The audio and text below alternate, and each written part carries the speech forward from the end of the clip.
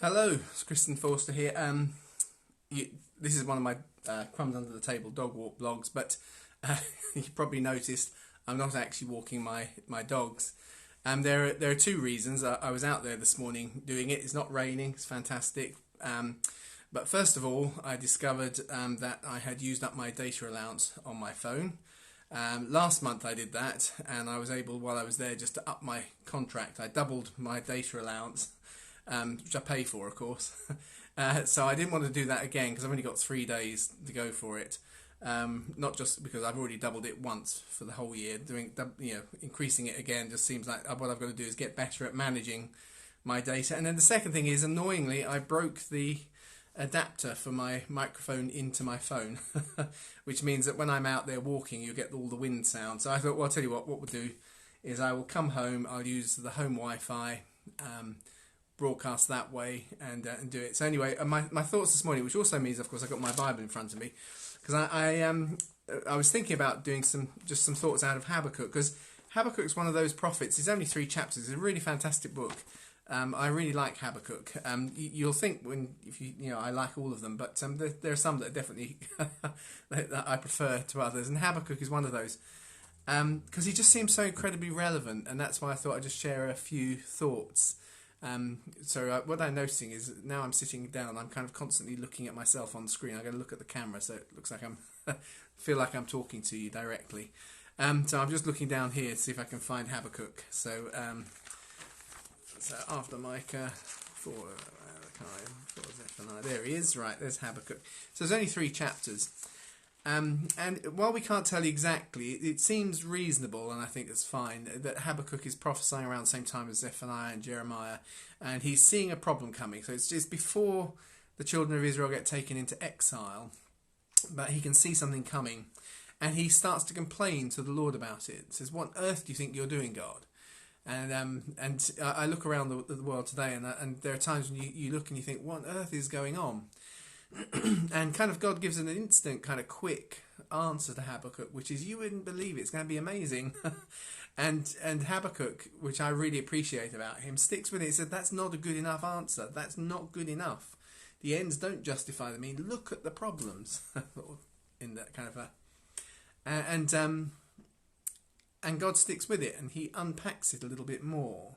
And he talks with why it feels so kind of relevant in chapter 2, where he talks about people getting rich from taking loans, and then it goes on and talks about they use alcohol to get their neighbours drunk so they can do what they like with them sexually.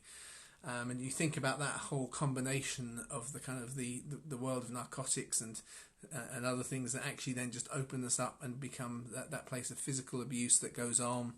So it feels like a very modern city sort of problem. It talks cities that are paved and built up on the blood and suffering of others. And so we look at our financial centres, and we think about the kind of the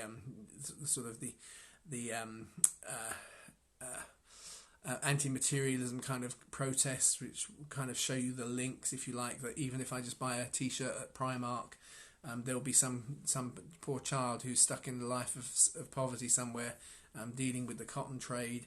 So we can't actually fully fair trade anything cotton, because it's such a complex mix of stuff, and the poor are often abusing the system, and so there's these cities that have become wealthy on it. So again, it feels very modern. It's very modern, this kind of use of depravity into kind of physical sexual behaviour that's often fueled by alcohol and other types of things that modify our behaviour and make us more open to experience. And then at the same time, this system kind of going on that's building incredible wealth, incredible monuments, and yet it's on places of bloodshed. But in the context of all that, right between those verses, we get that little insight, which I'm just going to turn over because I get it properly. So it's verse. I can tell you the verse 14. So verse 12 is woe to those who build a city with bloodshed and found a town with violence. It's not from the Lord of hosts. The nations grow weary for nothing, because, and here's the one, because the earth will be filled with the knowledge of the glory of the Lord as the waters cover the sea. And then it goes on, woe to you who mix your neighbour's drinks, mix venom to make them drunk so that you can look on their nakedness. You see, that's the very context, right in the middle of it. God explains that in that context, all throughout of the whole world, you see, you've got your nice, comfortable Israel, where people behave well, where family life flourishes, and it's fantastic, and isn't it beautiful and wonderful? But the rest of the world is not like that. And you're getting dragged off, and you're going to be mixed in with them.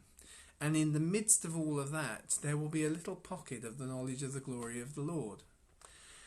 And so our challenge, in many ways, is like Habakkuk, is to understand that there is something better in that scenario. There is a salting and a leavening, because everybody is now within knowledge of something that works. And so there's a kind of, if you like, a pressure, not in a bad sense, because my burden's light, my yoke is easy kind of thing, but there is a responsibility on us to actually live the godly life as a witness and a testimony, not as a challenge and as a rebuke, but as a hope, so that everybody stands and sits in a situation where they are within touching distance of something that actually looks really real relief. Because as Paul puts it, we can look at someone, we think, well, we know where their life is going, but we're not to say that. It's Romans 10. It's not for us to say who goes up and who goes down. It's not for us. But we share a model, and therefore our responsibility is to do it as well as we can, despite what is going on around us, in such a way that actually everybody can see and everybody knows.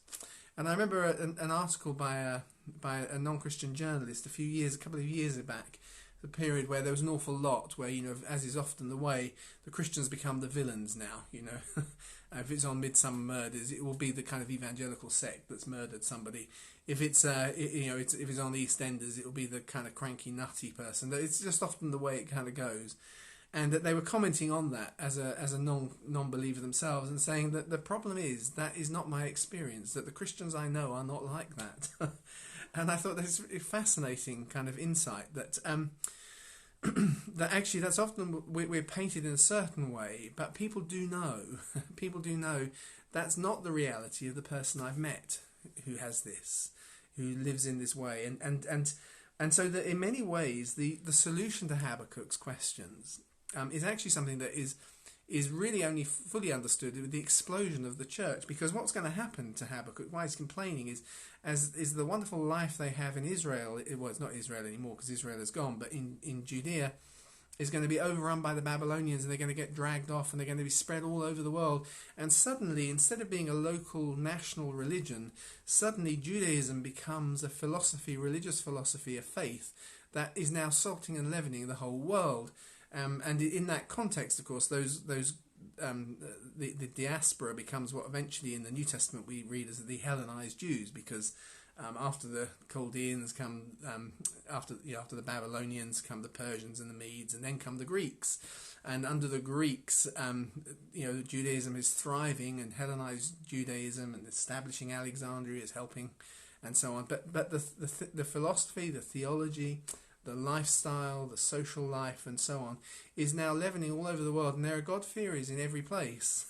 And then comes the gospel, which is to remove, if you like, the culturally religious trappings of the faith, strip those things off with its ultimate sacrifice in Jesus, and makes accessible that life so that they don't just have knowledge of it from a kind of a visual sense and I can see it, but now they can experience it too. And they can come into those things. And that's the answer in many ways to Habakkuk's question. But the challenge, I guess, for us then is how does that work out day by day? And the thing really comes down to this, to a simpler kind of idea, which is it's very, very easy to kind of, if you look seriously at what's going on in the world, and we look at persecution of believers all over the world, that even the newspapers are now reporting that the UN is saying it's reaching genocidal levels. The by far the most persecuted group, although you wouldn't know it from the way that's often been reported, are Christian believers. Situation after situation after situation. There are believers in most Western nations who, in some way or other, whether you think that they were sensible or not, but have either gone to prison or been fined or have legal marks against them because they're trying to live out their faith in a country that has certain freedoms that it only achieved because of the gospel in it. You can't believe that these things are turning around and so on. And I'm saying it not as a kind of, oh, woe is us, because it's not good. And that's the truth in Habakkuk. God's not saying this is good, but he says it's better. It's better that actually, rather than having, if you like, we've retreated and we've encamped, but actually it's there and it's available to everybody, and by faith we look at it.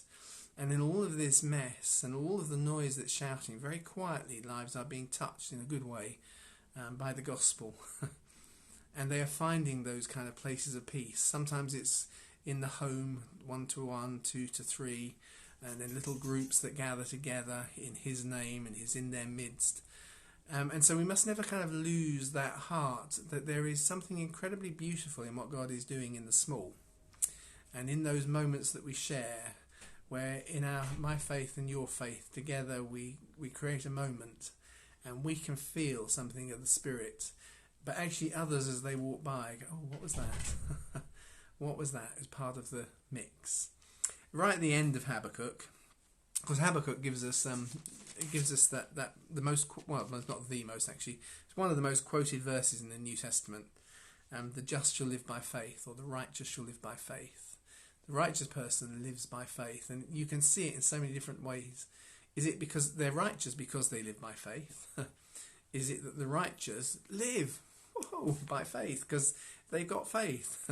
Or is it, what have I done? Or is it that the righteous people live by faith, and it put the emphasis on the word faith? And those different things all come out in the New Testament, and that's there in Habakkuk too. You get to Habakkuk 3, and which is a nice little touch. We actually have one of the versions of the name Jesus, Isa.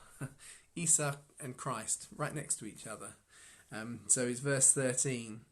For the salvation of your anointed is what it says in the Hebrew. Or it says in my English translations, but it actually puts the word Isa, salvation, and Christos, or not Christos, Messiah is the next word.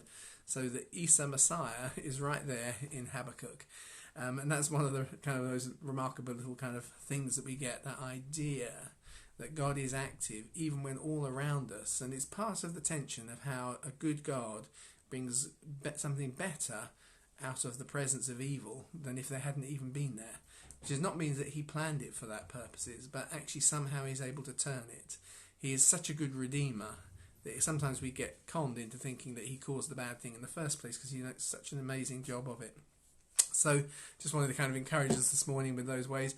I'm going to have to order a new part for my microphone and wait till I get some more data allowance before you might see me out on the fields kind of doing one of these, but I'll try and stay in touch over the next few days too. Okay, talk to you maybe tomorrow. Bye.